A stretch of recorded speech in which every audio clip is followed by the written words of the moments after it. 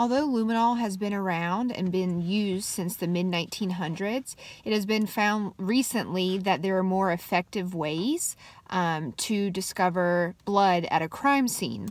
So with luminol, it can detect blood after a catalyzation occurs through the chemicals, but it can also have an issue because you can note bleach, feces, and even horseradish. So this is a technique that, although has been inexpensive and relatively effective in the past, now there are much better methods that can be used.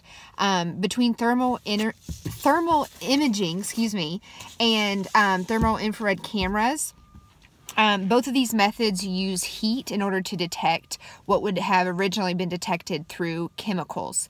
The pros with this, it doesn't interfere with the sample itself, so it still remains in its true form and can then be tested further later on. It won't damage anything at the crime scene, no cross-contamination. With the infrared camera that's being used or prototyped in South Carolina, you can also have a very diluted amount and it can still be detected, which is fantastic for areas that might have been contaminated from other sources. It's non-contact, so it's not going, again, to be contaminated. And this is an item that can be used by someone that has very minimal training. So it's effective in that manner.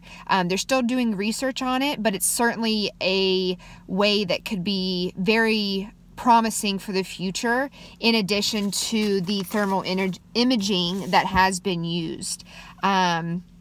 The water with thermal imaging does not interfere. So these are definitely ways that in the future we should be looking and getting away from luminol.